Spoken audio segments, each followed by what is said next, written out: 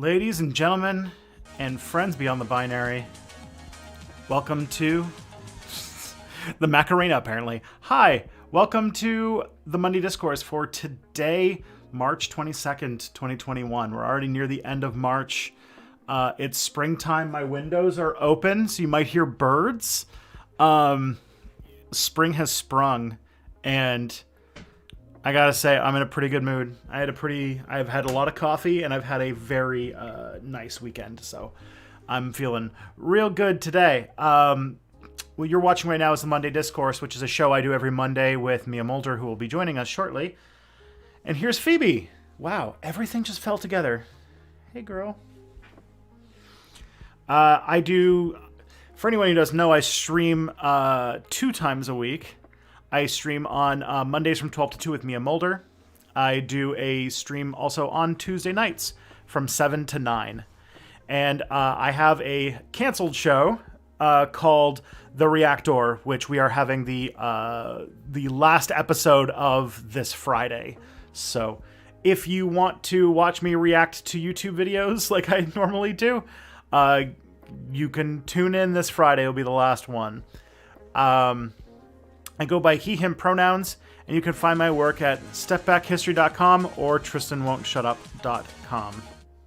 If you want to support my work, you can go to patreon.com/stepbackhistory. You get to see videos early, and $5 and up patrons get to vote on video ideas and things like that. There's also a pretty good discount, 16% discount if you choose to support for a year. So there is that.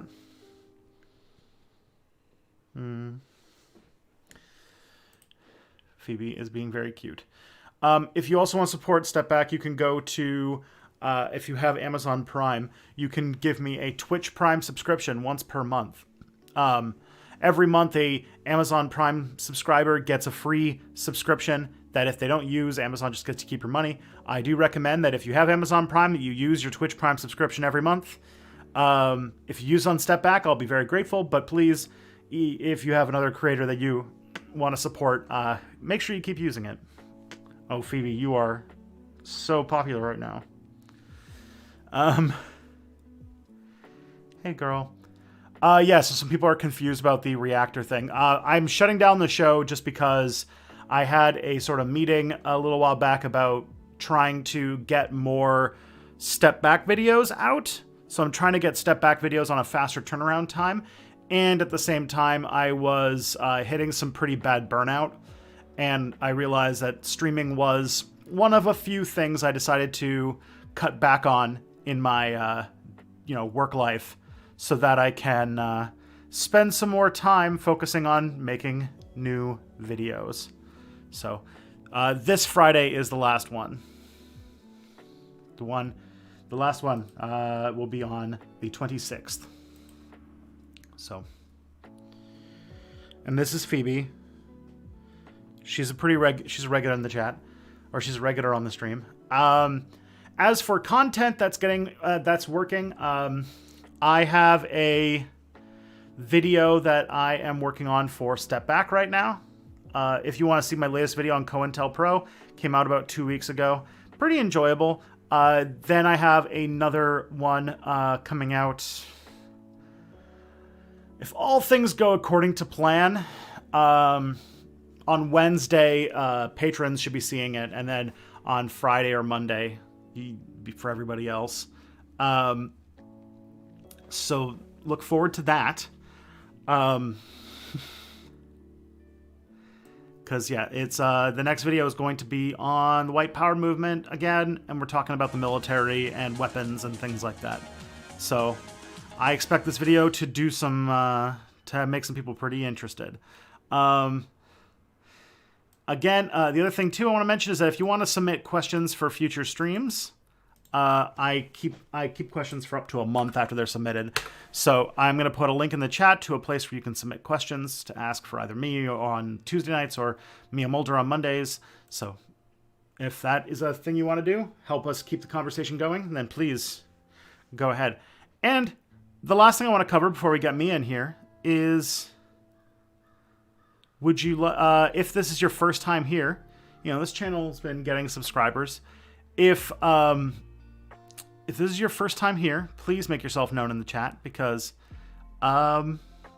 we meet new people, and our chat community is very supportive and very cool. So please join in.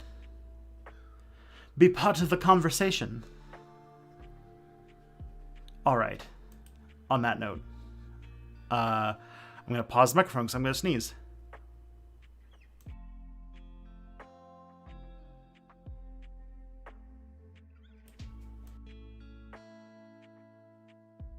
All right, we're good. So now, without further ado, let's get me in here.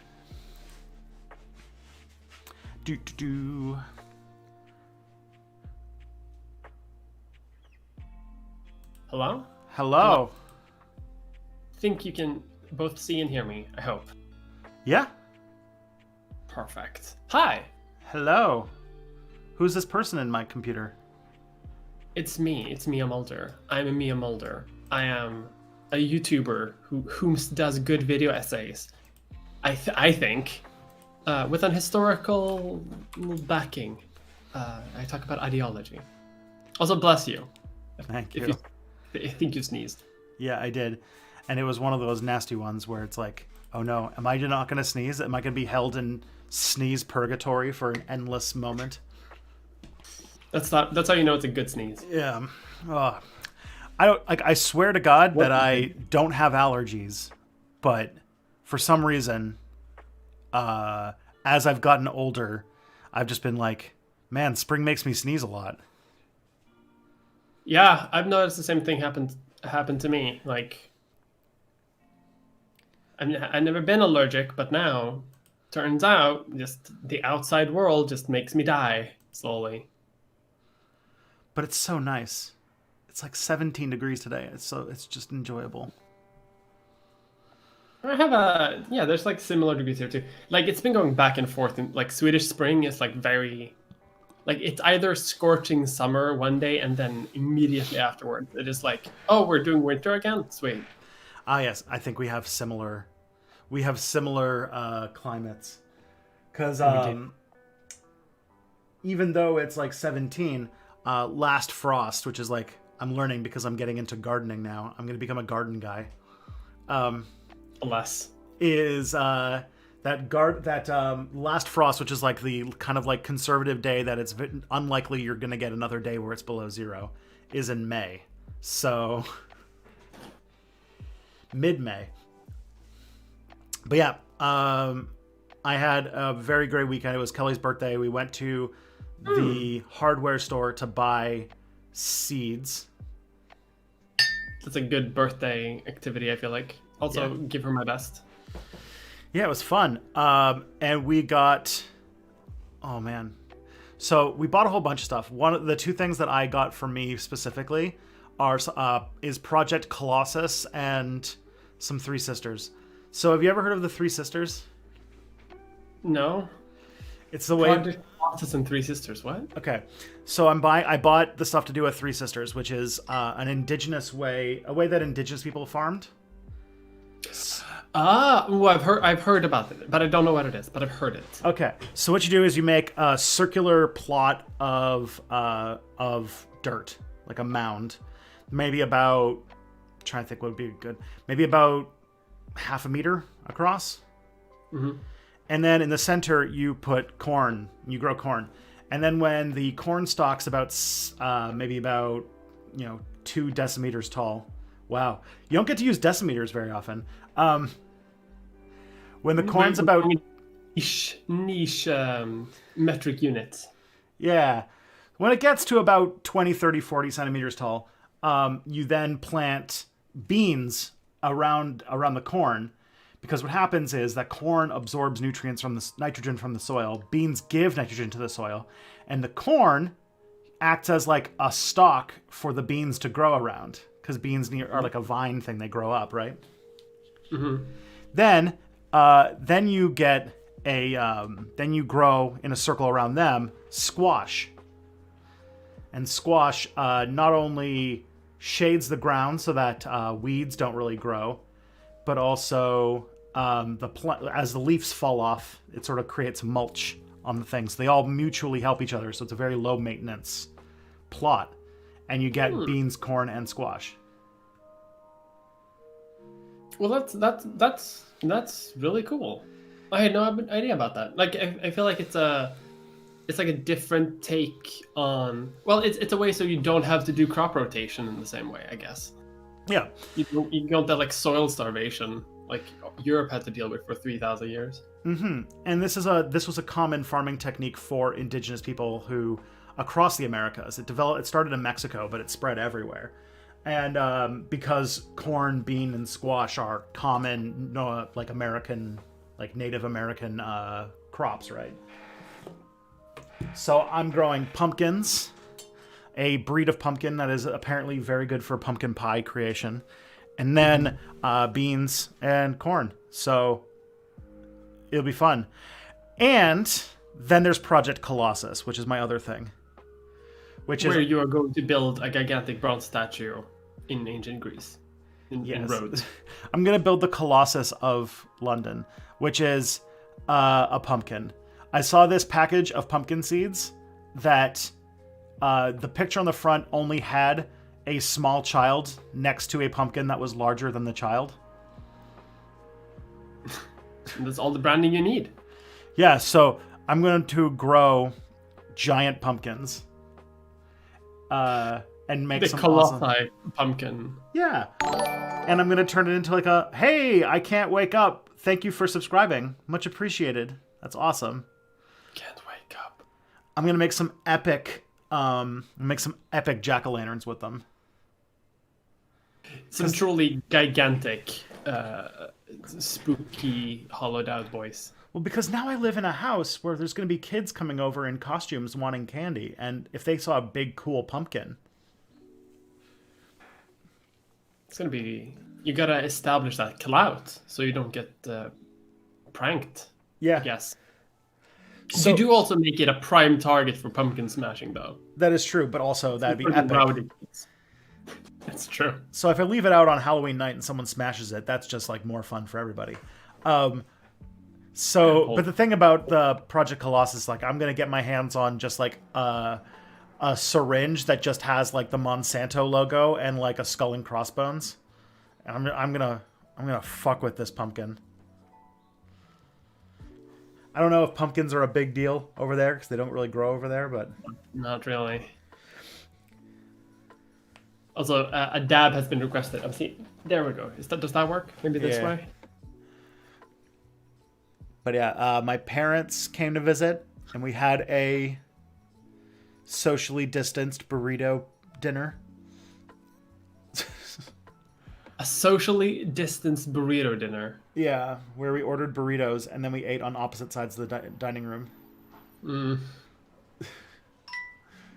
I can't wait for this bullshit to be over. How is Canada doing with vaccines? Bad, but like it's bad until like this week. Because apparently this week we're going into fucking overdrive. So that last week we were like a few weeks ago we were like we're fucked because everything is coming so slow. But then last week we got a bunch of announcements. Like we approved a new vaccine. Joe Biden decided that he's randomly giving Canada 1.5 million AstraZeneca vaccines. I think as a way for us to vote in the United Nations to not allow for generics to be made. Probably, yeah. Yeah, because Canada is like one of the countries that's like abstaining, right? Yeah, not undecided. They're abstaining. Yeah. So something makes me think that we were going to vote yes on it, and then Joe Biden was like, "Hey, if you don't vote on this, we'll give you 1.5 million vaccines." And it's like, hasn't Canada already ordered like 600% of its own population's worth of vaccines? I don't know, because the thing is, we ordered a whole bunch of them from this place called the European Union, and the European Union was like, "No, we're not giving those to you. That's for us. That's for our arms. We have to buy a bunch of vaccines to then ban them so that people can't use them here either." That's fair. But we don't have any vaccines, though. That's probably why we haven't given them to you, because we don't have any ourselves. Yeah, so that's... The UK has all of them, and they won't give them to us. Yeah, so that's sort of our story. And then we're moving to so last week we got the announcement that we're getting a whole bunch of new vaccines, and we ended the week with an announcement that we were kind of ahead of schedule because we were like, we're vaccinating everybody over 80 until a certain percentage of people over 80 are vaccinated, then we'll move down to 75, and then we'll move down to 70, et cetera, et cetera. Yeah. And they announced that we vaccinated half of everybody over 80, so we're moving to people 75 plus like about 3 or 4 weeks earlier than we anticipated. Well, that's good. But apparently the system for booking it with like if you're booking over the telephone is a pain in the ass because they're doing it through private pharmacies, which I don't know if you've learned anything, but when you do things in the private sector, it's just better. It just works. It's just better, yeah. Like famously, pharmacy privatization is like a great thing that always works and makes pharmacies better and more available for everyone. Yeah. So I'm hoping that the sort of conservative timeline for us was going to be like July, but maybe it'll be sooner.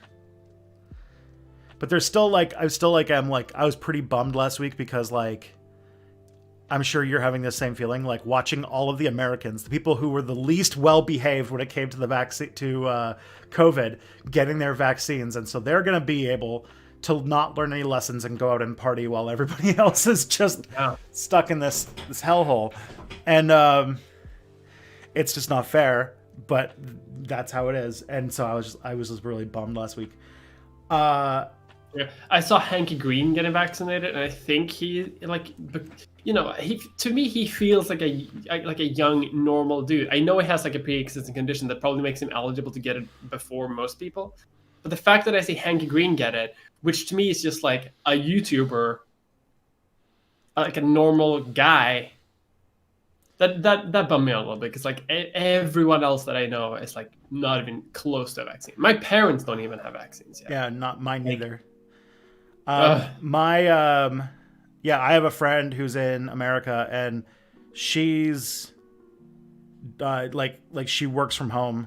Like they own a business, a software development business, and work from home, and they're like in their early 30s, and they have gotten vaccinated.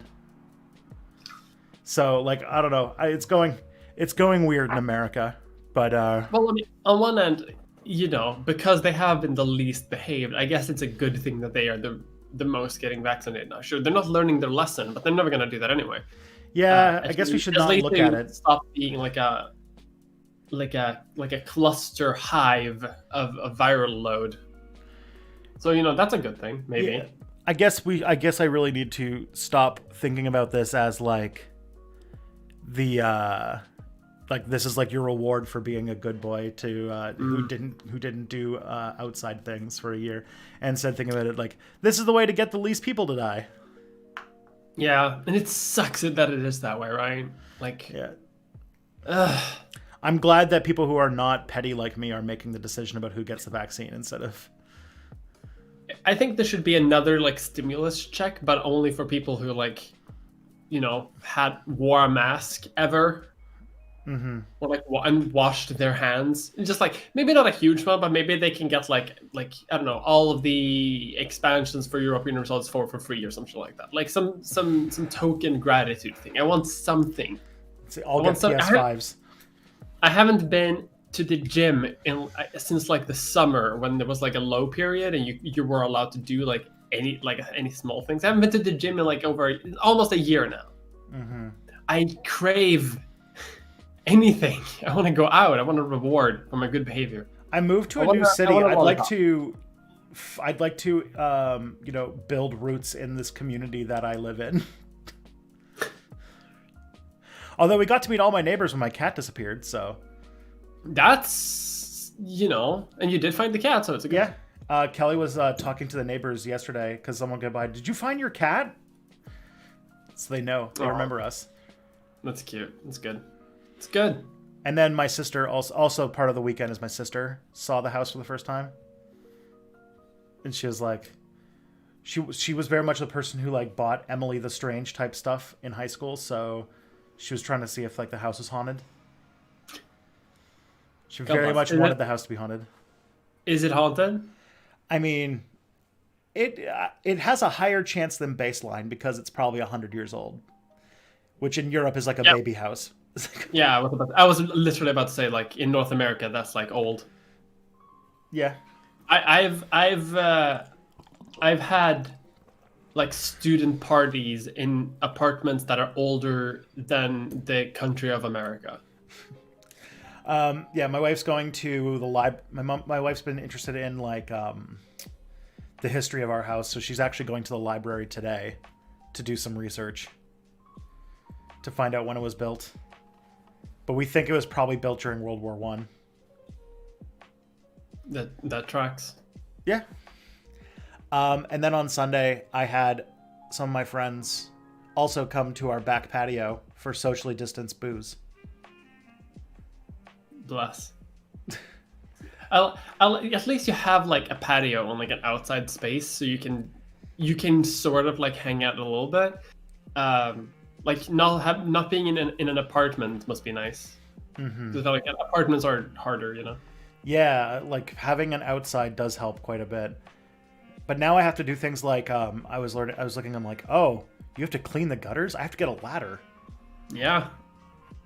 Welcome to rural living, or suburban. Yeah, not even suburban. I live like you know how like in older towns, like industrial towns, you'd have like houses that are sort of like in a block, and then like you cross the bridge and you're basically downtown because they wanted all the workers to be able to walk to the factory.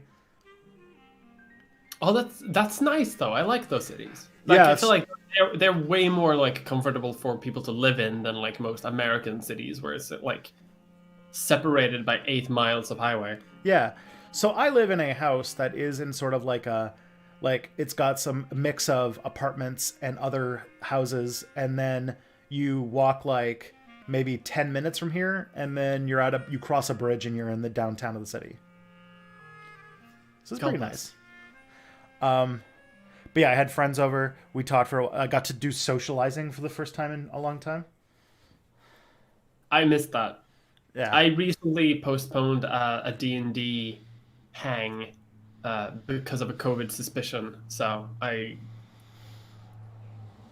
there's nothing. No one can hang out anymore. No one can. I haven't met a person in so long. I missed that. Yeah. That's why I appreciate doing these streams with you, because like I get to talk to you. You get to talk to a person. Yeah, I get to talk to a real human being. It's great. So yeah, this situation, because we're kind of like at like a little bit of a low point before like things are starting to get really bad now, because we're getting after the UK has decided to been so kind as to make a new variant and then say, okay, we're getting vaccines now. Enjoy our variant, planet Earth.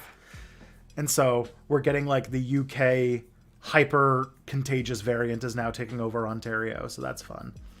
That's very fun, yeah. So we'll be in hyper lockdown until we get our vaccines, basically. If Ontario decides to lock down, which I don't know if they will. Hyper lockdown is a very fun way to say that. But you know what? I feel like I can weather it a little bit more just because the weather's getting nicer and my the end is uncertain but in sight, if that makes sense. Yeah, like there is an end eventually. Like people are getting vaccinated at long last. It took some time, but we're getting there. And I had a good D&D game where a worm ate a cleric and I almost killed him. I almost killed my first player. I felt really bad, but luckily I didn't. Oh. Yeah, I've never killed my players yet. I'm scared of doing that, but doing it by worm is very good, very smart. Okay. Powerful Dune vibes. Okay, well here's the thing. So I had this. So like this is like one of those monsters that has like you do the damage and then they have to do a save against poison or they take a lot more damage. And it was like Sorry, what? It was like it's a stinger. And so like the stinger does like the piercing damage. And then it's like you have to do a save or else you take 12d6 poison damage. So, did they manage to save? Well, what happened is that The piercing damage took him down to 5 health. And then, but what happened was I got a natural 20 on this. So everything was doubled. So the piercing damage took him down to 5 health. And then he failed the constitution save for the poison. And the poison was, instead of 12d6, was 24d6 damage. So it did almost, you know how there's 2 ways to die in that game, where one is like the saves and the other one is like doing their entire hit points of damage below 0. Yeah, I almost did that one. Crushing them, yeah. Because it was like 90 damage or something. So what happened is, bruh. Yeah, luckily the paladin had an ability to do like a reaction that halves damage. So he went from merely like straight up dying to being only knocked out. That's and close, because he only had like 60 maximum health, so it was like it reduced it from 90 to like 47, so it was still close. But man, Jesus Christ. And before he thought of before they thought of the reaction, it was like, do you have any like last thoughts? And he was like, what a terrible day I'm having. Yes, I'll die. Yeah, like what's it called? Those 24d6 was just like, oh god, this is going to be terrible.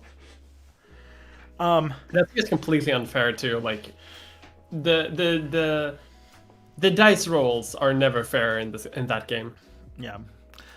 So I will tell you, Purple Worm, very, like, what's it called? Punches way above its weight when it comes to the damage it can put out. Because it was supposed to be an easy encounter. It did, what, 24d6? Yeah, natural 20s can fuck you up. Yeah. And also, he had just finished, like, the combat started with him being in the worm. So he got out of the worm and then got stung by the worm and died. Now I get why he was having a bad day, yeah. Mm-hmm. Okay, so occasionally we answer questions on this stream. We do. I like that. Has there been any discourse, really, this last week? I did something. Because we mostly talked about like D&D and COVID. Yeah. You can be jealous of me in that I logged off a lot this week. You became free. Yeah, I decided to touch grass and play football. But I don't remember if there being any discourse. The only discourse I can think of is something going on with they're having a discourse about like, hey, don't have sex with your fans and don't do underage grooming. That's a thing. I've heard, that's a big discourse. That's a spicy meatball that's coming up, and yeah, that came up. Yeah, I don't know anything about these people or the situation, so I can't speak too much to it. I just know it's a thing people are talking about. Yeah, I don't like something from Dan and Game Grumps, and it's like apparently it's more controversial than it is initially.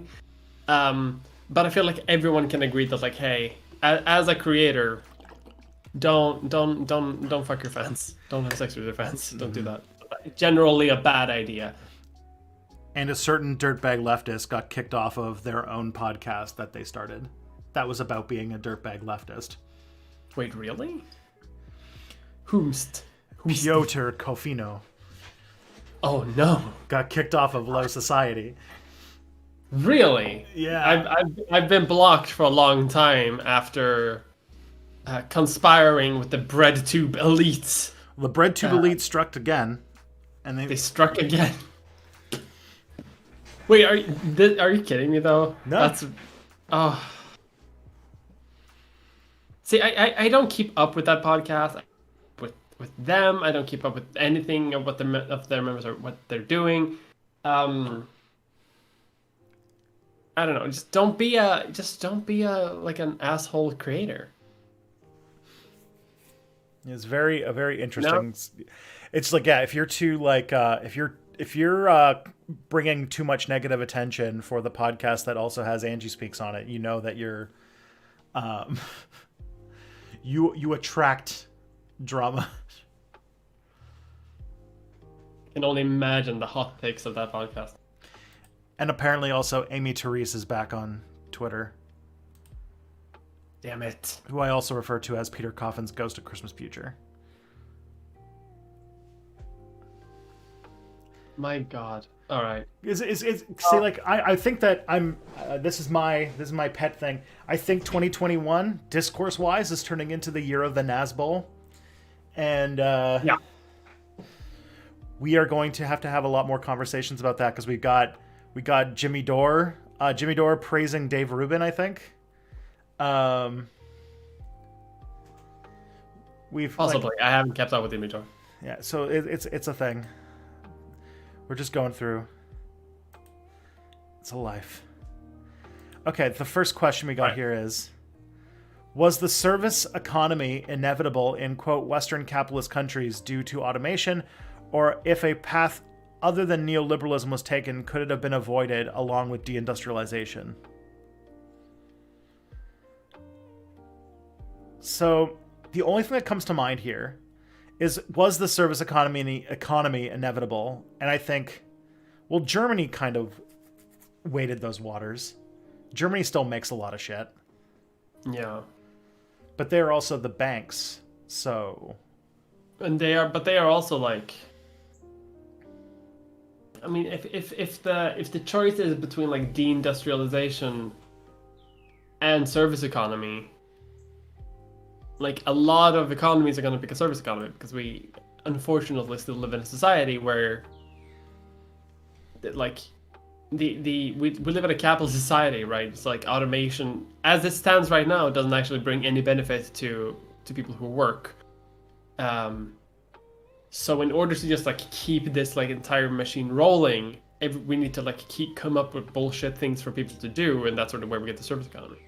Mm-hmm. Like part of it anyway. So I think it's inevitable in the economic system that we currently exist within. But I don't know. Like outside, I don't know. It's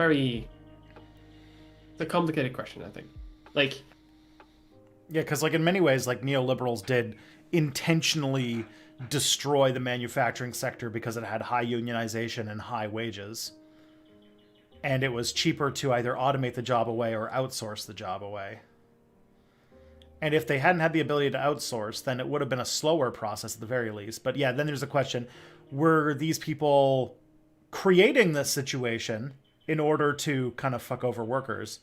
Or were they accelerating things that were already in motion? Like if you think about COVID, like COVID caused like a big spike in income inequality and like a bunch of people made billions and billions of dollars. In a lot of ways, though, the people who made the billions and millions of dollars, you could argue, are people who, like, it just like a lot of things just happened economically faster than they would have. Because like Amazon taking over market share was a thing that was happening, and it just happened in overdrive. And the same with like the downfall of people investing in car companies that are not Tesla, which led to a lot of people investing in Tesla because it was the only growing industry, only one of the few growing stocks during COVID. Yeah. If everyone wants to know why Elon Musk has just been making shit tons of money lately, it's because that. Yeah. And it's complete bullshit, by the way, also. Like, people talk about, like, Tesla valuation, but, like, the Tesla, like, as a company from profits, is, like, still lower than basically all other car manufacturers in America right now. Mm-hmm. They're not actually as popular as they think they are. They're not actually making any money. They just know that the people who are investing a lot in Tesla, yeah, first of all, they really use things like carbon credits and tax write-offs and incentives to make electric cars for people who wanted to use the free market to solve climate change. But as well, they're responding to like laws that are being put out in like Europe specifically that are going to make it basically there's basically not going to be new your car has to be at least a hybrid now in Europe to be made. You can't make new just like straight up gas cars anymore. Yeah, but like a lot of that's like the only, they haven't actually capitalized on that yet. They've just sort of like done speculative. Oh yeah, it's all thing. speculation. It's all speculation. So they're all hoping basically that Tesla is going to become the new like giant of the electronic car industry, which probably not gonna happen because a lot of companies make hybrids now. Like, it's not. Yeah, you just like when you think about, because like I know you know a lot about this stuff. Like there are people who are invested in stock market stuff, and they usually take a sector of the market and focus on it. And if you're like a car manufacturer focused investor, and all of the main car manufacturers are losing money because people didn't buy that many cars in 2020, but Tesla's going up, and you're like, like that's your investment, right? You could be like, well, this is it's good short-term gain, and also long-term, they're like, Tesla's done a lot of work to convince people that their company is basically what the future of cars is going to be. So when you convince a stock trader that this is the best way to make money this quarter and probably a wise long-term investment too, yeah, you're going to be making hand over fist lots of cash. Yeah. And if people are pulling their money out of the other car manufacturers that are losing money, then it's the logical next place to put it. Yeah. Now, but that still has to like translate into actual cars on the road being sold. No, which no. Yet to see. No, investing in Tesla coin. What a world. Non-fungible cars assets. Oh god, non-fungible Bitcoin cars. I'm just waiting until people start like using a type of NFT thing as a car key. It's going to happen. Like a Bitcoin Ethernet blockchain code as your car keys. It's gonna happen. But like service economy is being inevitable though. Like it's impossible to say honestly. Like, yeah, probably not. Like there are a bunch of different ways to like organize an economy. But as I said earlier, we live in a society which dictates how people act. It's almost as if this is not the best system of investment that has ever been conceived of. Almost. It's almost as if markets are not the most efficient way of allocating resources. It's almost as if markets are like mostly a fake social construct that doesn't actually have much of impact on real life workings. Oh, you want me to enforce Bitcoin? You and what army? All the other currencies have an army. Okay. Isn't that the thing though, that like where NFTs are just like completely fucking stupid? Because it's like a non-enforceable ownership. Yeah, you don't even own the copyright, or you don't own anything about it except that you own like the right to say that is your picture of a thing. But like, there's nothing to enforce what you're saying, because like when we're talking about copyright and distribution rights and trademark rights, like all of these things have to be enforced usually by a government. Sorry, libertarians, but you can't have enforced ownership without actual enforcement. Yeah, money isn't just like, I feel like a lot of times like people who are like hyper into believing in the ideology of capitalism are very much like they think that money is almost like some sort of like natural phenomenon. This is all just like laws of nature, that money's just an element, but it's like nah, it's just a thing that we decided is a thing.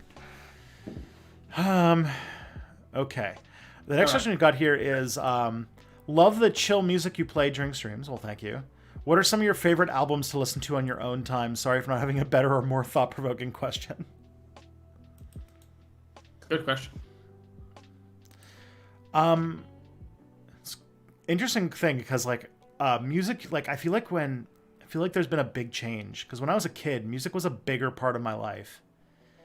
And I feel like music used to be just a bigger part of society in general. And now as adults, it feels like music is like really lost its preeminence in society. Does that sound like a thing that makes sense? It sounds like a thing that makes sense, but it's also definitely a symptom of us becoming adults. Ah, yes. Like, unfortunately, because I see, or I'm on TikTok a weird amount, and I see people talk about music the way I used to talk about music, but I do not understand what the hell they're talking about. So I think we're just slowly growing out of it, if that makes sense. Yeah. As though for music that Tristan listens to, I've been listening. This is so sad, but my music album for writing lately has just been playing the Diablo 2 soundtrack on loop. Good soundtrack. It's a pretty good soundtrack. Good for writing. It's very atmospheric and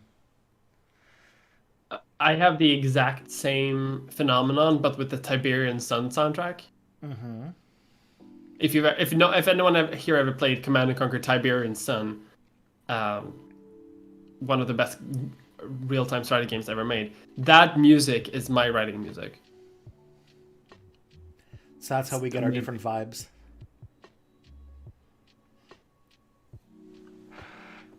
What's the problem with listening to game music? Oh no, it's just like there isn't. It's kind of like weird to admit that Diablo's soundtrack is what I listen to when I want to like tune out and write. Yeah, exactly. I do also listen to Chris Sabritsky. He makes like free to use background music for people that I very much enjoy. Yeah, he makes good stuff. Chris Sabritsky. Yeah. Yeah. Other than that, a lot of his music in my next video. Other than that, like a lot of my music taste is just random songs that I've been recommended, and lately I've been lately now that emo is old enough that it's now a thing you can be. It's now retro. I've like been like, hey, I haven't listened to Evanescence since I was in high school. Maybe I should listen to them again. You know that Evanescence got back together and they're making a new album? I did not know that, but also... Remember when America tried to have its own Lacuna Coil?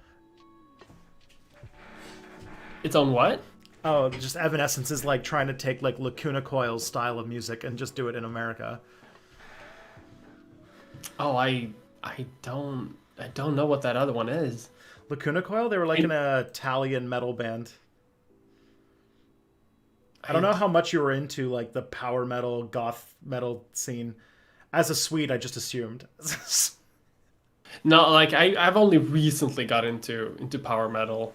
Unfortunately, something I've only gotten into my adulthood. As a teen, I listened to rap and hip hop and thought I was very cool for doing so.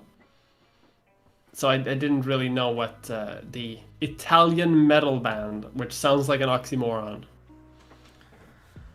Did they play with accordions? I'm making fun of Italians now. That's not my intention. It's fine. Yeah, Yeah, just all of them just had huge mustaches and. Listen, I'd love that though. Can someone mix like old-fashioned Italian music with accordions and big mustaches? You make that, you're gonna make the #1 hit song in Serbia. Probably. But yeah, like I will say that when I was a young Tristan, I was very into metal music and power metal specifically, and I kind of got out of that as I grew up. But I still listen to a lot of it. It's just not. I don't think it's a personality anymore. Mm-hmm. Also into like the gothy stuff, like Treyu and some local bands that then became big, like Alexis on Fire, which was sort of like a screamo band that was popular in my area and then got more like globally popular. Mm-hmm. That was the kind of show I was into in high school, and I still listen to it occasionally. And then I just got into like, pop music and like musical theater. Have you ever listened to Nightwish? I have seen Nightwish like 3 times in concert. So Based. I've only listened to them as part of like meme music. I was never really into Nightwish, unfortunately. you really are abandoning your people. I mean, they're Finnish, but you know, what is the Scandinavian phallus without the support, the base? That's true. What is Scandinavia without its flared base? I mean, you're not wrong. What a phrasing. There you go. You mean you're not? Yeah, you're entirely correct. But yeah, I added that to the world. That's my contribution to mankind. Finland is the flared base of Scandinavia. Yeah, I'm tweeting that and citing you, by the way. So that's the that's the musical taste I have. It was once described as putting all of the music in a blunderbuss and firing it at a wall. So take that. In a blunderbuss. Your way with phrasing today is like amazing. I just had to have one good weekend, and apparently my brain just like moved to like 110% energy. We have one more question, then we have possibly the most intense controversial question we'll ever have to deal with. Okay. Uh-oh. Do your friends and family treat you differently because you're a YouTuber? Do you sense jealousy? Good question. So, do you want to answer? My answer to this is to my friends my friends and family who have, seen, like, after a while, it just becomes like the job that you do. And I have a few friends. Like, I have one friend who intentionally doesn't watch my stuff because he doesn't want to think of me as a content creator. He knows Matt from Thoughtslime too, and he doesn't watch either of our content because he just wants to doesn't want to have that sort of type of relationship. I think for the most part, like, people who've known me long enough now, it's sort of just a thing that I have. And then they sometimes will tell me that they watched one of my videos. And then I'll sometimes hear stories of like a friend of mine who had a baby and she like watched step back videos on autoplay while like with her baby and then fell asleep and woke up and was in a completely different subject on my channel. So I have friends who talk about how supportive they are of the work, but I don't sense jealousy. It's just more like, this is kind of a cool thing you do. The only time it ever actually comes up as interesting is when you meet a new person or when you have to... Thanks, Phoebe. When you meet a new person, or like the most recent experience, I had to go get that emergency dental work, and when I had to register as a patient of this clinic, I had to say what my occupation was, and I wrote YouTuber, and then they're like, well, you're never not going to get asked about it, so that's fair. I feel like are you done, by the way? Yeah. All right. I feel like my family does not understand what I do, like, at all. Like, they only care about if I manage to pay rent and have enough money for food and clothes.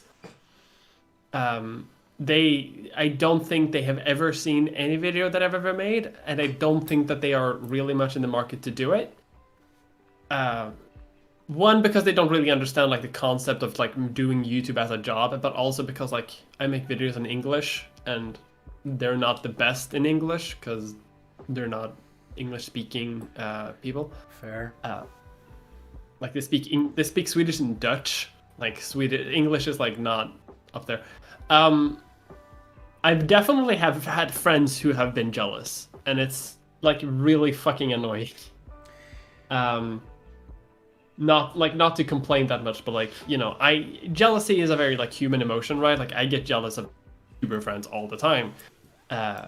If I accidentally like look at my analytics someday and like I had a bad month or something, and suddenly you compare yourself to someone who has a good month, and then your world is in shambles because of jealousy. Like that's kind of normal, but you still gotta keep it under wraps. Like you gotta control those things. But I've definitely had friends who who have come under the like interpretation that I don't really do any type of work at all. Like they basically think I sit on my ass all month, and then like Yeah, I hate when they figure make that a out. video in an yeah, like make a video in like an afternoon, and then make like $8,000 out of it. Which like they always overestimate how much money you make, and they always underestimate how much work goes into it. And that's kind of annoying. Yeah, I always find that with friends, it's like when they're new friends, they think it's kind of interesting, and then once it's kind of sunk in, and then you realize when you're out at the bar and you're asking, "Hey, what's on special for today?" After a few times of that, they're like, "Oh, yeah, it's not glitz and glamour." Yeah. Yeah. Like most people, like, but as you said, like most people just see it as like a job at this point. Like after, yeah, new people, you kind of have to explain yourself, but most people just see it as like that's just what you do. The only time it gets annoying is at parties, because sometimes, like, people want to ask a bunch of questions about it because it's a weird job, and that can sometimes be like, I'd like to talk about things that are not just what I do for a living at a party, especially if it's like someone else's birthday party or something. I'm like, oh, I hate that. But and also I'm like never sure if my parents are watching my content or my family's watching my content. Because I don't talk to them like constantly, and then I'll just randomly get a call from my mom to say that she's mad that I said all cops are bastards in a video.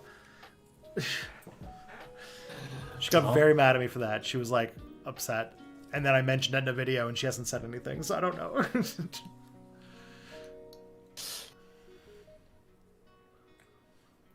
Yeah.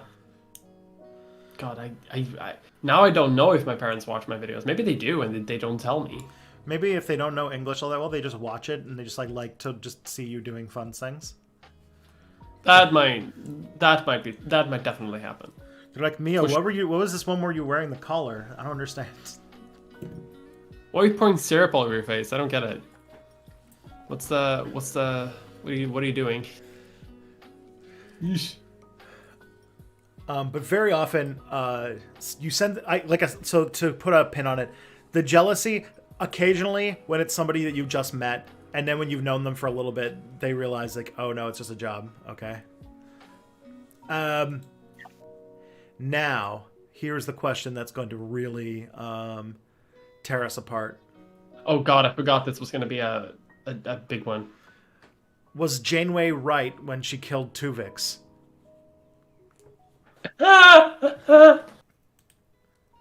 Oh, that's a good question.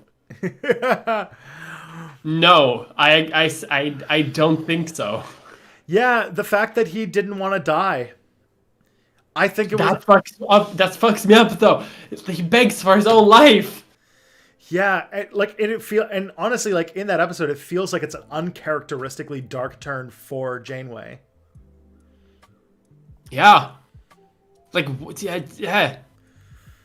But like, I can see the sort of like logical rationale behind the choice. The choice of like killing one person to save two. Like it is this sort of like trolley problem ass experiment.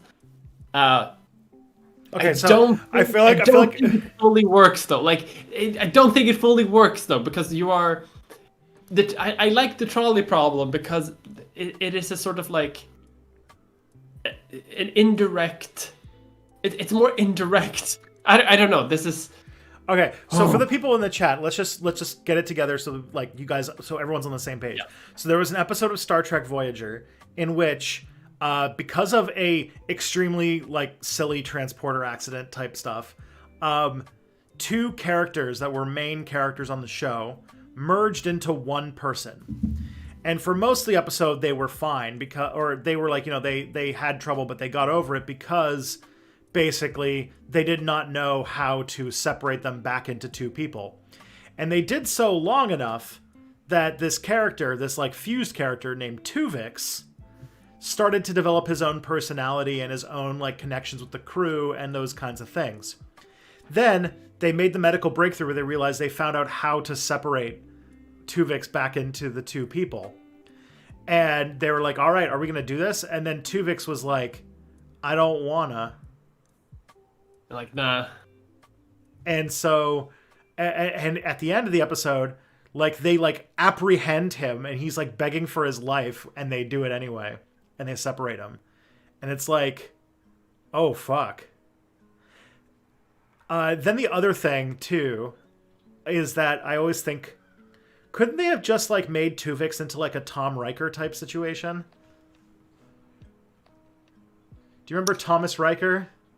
Yeah, like the transporter clone of Riker. Yeah. I like probably like I don't know like they probably could have, but I think that would have sort of ruined the philosophical questioning that they wanted to do. How much do you want to bet that the Tuvix episode was like at some point they wrote up to the end of Act 4 and then they were like they wrote themselves into a corner and they were like how do we like Rick Berman says we have to go back to status quo at the end of the episode, what do we do? And then they're like what do we do? Because I think it's a really good episode from like a philosophical point of view. Like it does make you question like things. It does like propose a pretty like apt like in universe version of the trolley problem that you can sort of dig into. But as you say, like I think I really think that they wrote most of the episode and it was a pretty good episode, but then they had to be like, at the very least, like I feel like there's an answer that could have gone something like that they did this, but like they should have felt worse about it. Like the thing about Voyager, especially the way the Voyager was written, is that the like last act of Voyager episodes, like they have the climax of the episode so close to the end of the episode that you get very little time compared to like other Star Treks for them to really figure out how like the status quo has changed or how like people have reflected on the thing that happened. Like Kelly always makes the joke that like it's very often like the most interesting part of an episode is like just described as like a voiceover captain's log at the beginning of the 5th act at the end of every episode. And they didn't have a lot in this one, maybe because they were kind of afraid to have that conversation, but like they didn't have like a scene where somebody like looks at Janeway like, what the fuck did you just do? Like, or that like, you know, have that conversation like, did I do the right thing? Like nothing like that. That never comes up. It ends very quickly after they destroy Tuvix. ah, yes, the language. I mean, they do. Oh, they really should have felt worse about it. Like, that's sort of where the sort of philosophical implications also kind of fall apart, because at that point you're basically proposing the trolley problem and then saying that like, no matter the solution, it's all good. Don't worry about it. Which kind of like undercuts the entire point of the issue. Mm-hmm. Now there is some like they could have there's some things that happen in Star Trek that could have made it shittier. Like something makes me think that if they were lazier writers, which this is a thing they totally would have done in a lazier period of the show, is that he would have refused, but then he would have miraculously have gotten into some kind of accident where he was going to die anyway. And then they do it? That would be very Star Trek to do. Just that they don't have to have a moral relativism about it. But also, it does... In that, though, they also do have a pretty cool thing where, like... You know how Janeway is, like, probably out of all the captains the most, like, personally invested in her crew and, like, the kindest, but then when she gets into, like, mama bear mode, when it's, like... You can tell it's like in the tone of her voice, right? When like the shit's going down. I don't know if I'm just reading into it too much. But you know, when Janeway goes like mama bear mode, because most of the time she's actually like pretty invested in her crew and very like, I'd say more so than like some other captains. Probably, yeah. But then sometimes she goes like hardcore, and she went like hardcore to like bite down and kill a member of her crew so that she could have two back, so that they could bring back the Karen and the Regina George of Voyager. Yeah. For the record, Neelix is the Karen of Voyager, and Tuvok is most definitely the Regina George of Voyager. Seriously, watch Tuvok, watch the show at some point, and just watch Tuvok, and think about him as like the mean girl of Voyager, and it makes so much sense. Like, just... I have to rewatch Voyager, apparently. Yeah. If you think of Tuvok as the mean girl of Voyager, every episode is like 10 times funnier. Like the episode where they find that he wrote a secret fan fiction about the people on the ship, where all the Maquis were just stupid and evil, and that you had like were planning a mutiny because he was just like he just didn't trust the Maquis people. I don't know if you remember that one. Not fully, no. It was an episode where they found like a holodeck, like a holo novel that was like on Voyager, where the Maquis secretly planned to take over the ship, and everyone starts getting addicted to it. Everyone's like, "This is so cool!" And then it turns out that Tuvok wrote it as like a training exercise because he didn't trust the Maquis people, and he was doing this in secret because and so Kelly, when we were watching, it's like he literally wrote a burn book.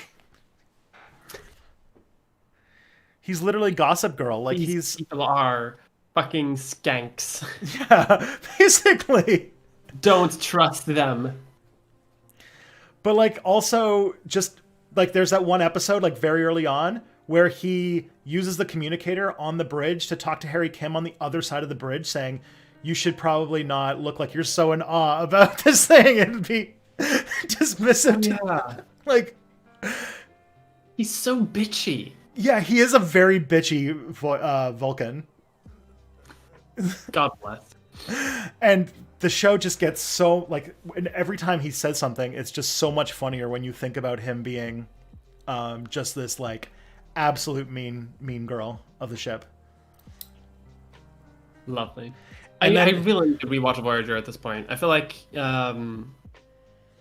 probably this week I'll rewatch some episodes, because the more I talk about it, the more I want to rewatch Voyager, because it is somehow one of my favorite Star Trek shows.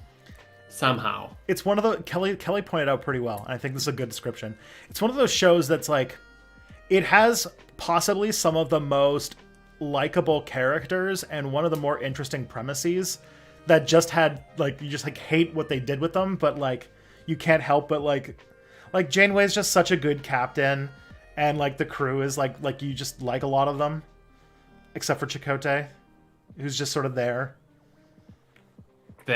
Just like, hi. Like the most like average man that exists. Just just trying to get everybody to make a medicine bundle. We're in season 4, and he has now made 3 separate characters make a medicine bundle. God bless. Isn't one reason why because he's supposed to be like a Native American character, right? But isn't the reason why he's such a stereotypical Native American character because the Native American like consultant they had on Voyager was just some white guy who faked it all or something? Yeah, wrote a book about Native American culture. And it just ends up being this very like whitewashed pastiche of like multiple different indigenous cultures, and it's just like, oh, okay. Taking the medicine bundle, that's like from like the Blackfoot tribes and like Dakotas, but then you also highly imply that he is like from Mesoamerica, so he's like Mexican. But then also you would like it just like throws a bunch of different mystical sounding Native American stuff together and sort of meshes them together, which is basically them just doing a shit representation of indigenous people. If I wanted to be like a super like nerd, I could say like, oh, maybe it's because of the fact that like they've been there's kind of implied that all the indigenous people just decided to go to the one place that wasn't corrupted by capitalism, space. They all went to another planet. Yeah, and maybe their cultures all meshed together, but it's just lazy writing. That's a weird That's a weird chapter in the Star Trek universe as well, where all of the Native Americans just leave. They went to space. And they went to space. And it's not And even, that's it's, like a throwaway line in one episode. yeah. They just left. Why? How? Where? And they even, No one like, knows. and even then, even when they go to the infinite reaches of space, the white people show up to push them off their land. In the episode where, honestly, a good episode, despite its Wesley, its weird ending where Wesley saves the day with an alien or whatever. But, an episode has two good things. It sets up the Maquis. It has an interesting corner of the Star Trek universe. It sets up a lot of the conflict of Deep Space Nine, and it gets rid of Wesley Crusher. So, like, I mean, it took care of a lot of things.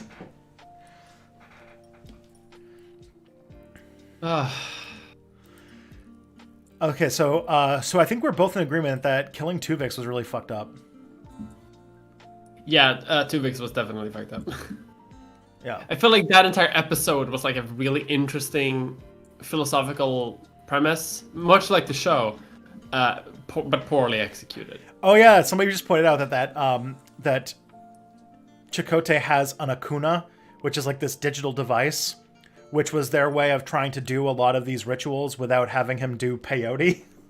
Yeah. Or ayahuasca, depending on where he is. Yes, a spirit animal, but using sci-fi magic.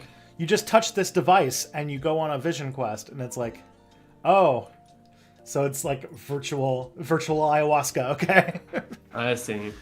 Tech ayahuasca. Yeah. Okay. Do you think? All right. This is from Frank Serpico. Do you think all right, what do you think about the privatization of the space industry? Is there really an economic incentive to colonize the solar system?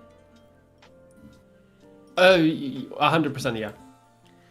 Yeah, I mean, like, there's like asteroids that they've looked at and been like, oh, if we were able to mine that asteroid, it would have $10 trillion worth of gold on it or something like that. Like, Yeah. like we find shit like that all the time. Capturing like one asteroid with like one type of metal in it, like, because most asteroids are pretty like somewhat uniform in like what they're made out of.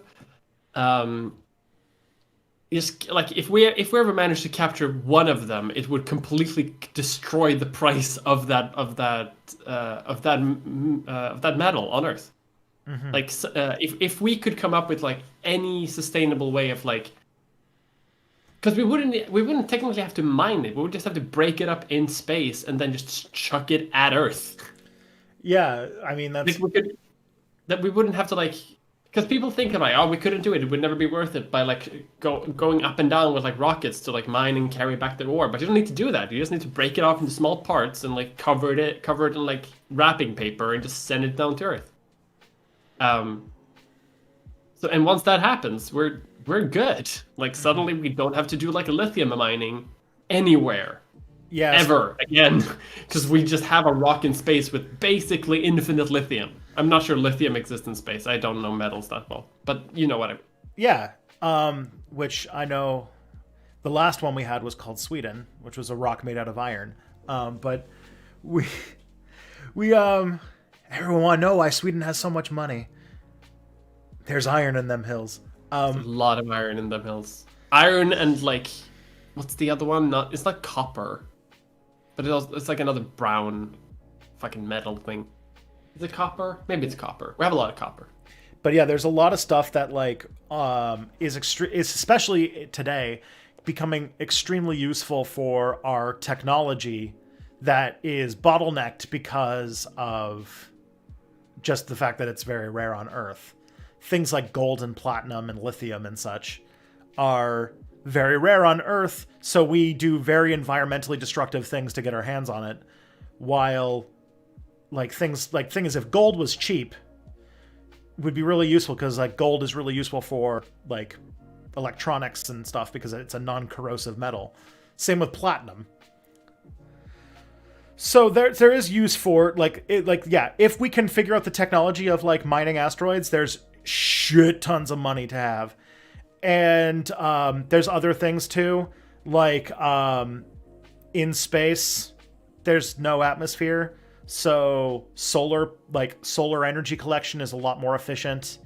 There's ideas that like on a planet like Titan, where the water is literally natural gas, that you could have like heavy industry where you can do all of your climate change, just do it on Titan.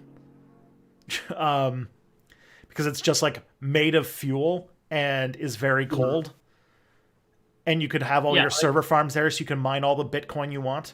Because it's just like, it's a little moon just completely made up of methane and is extremely cold. Yeah, so like I think there's a lot of lag, by the way, just so you know. Oh, how bad? A lot of people are complaining. Oh yeah, just so dropping them frames. We might be. Looks like we're live again, but it looks like we're still dropping frames. Might just be the server. The server might be taking a shit, is the thing. Might be. Twitch is notoriously just bad.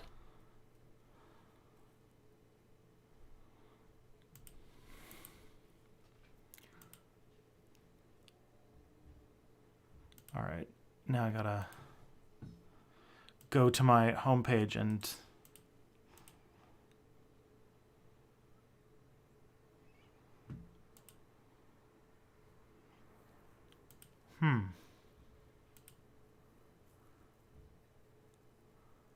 Okay, are we live? Can people see? I'm not sure. We should just say something that'll get us canceled just to make sure. Gamers. Gamers. Yeah, we are. Rights. Oh, that's a bit too spicy. The left is sometimes wrong on Twitter. The Soviet Union was. Oh no. No, I'm kidding. You disconnected for a little bit now. Yeah, that was intentional. Sorry. Oh. Okay, you made me scared for a second. Yeah, probably bad timing. So unfortunately, I don't know what's going to happen except to like, because like I just restarted it. It doesn't seem to be like, I can still load web pages and stuff like that, which makes me think that this is not like an internet issue on my end, which means it's got to be the server. Yeah. I'm gonna go to another Twitch stream and see what they're doing. See what's up. They're having lag. God, Twitch is like not even responding to me. Hello. No dropped frames? Oh, no, we're still dropping frames.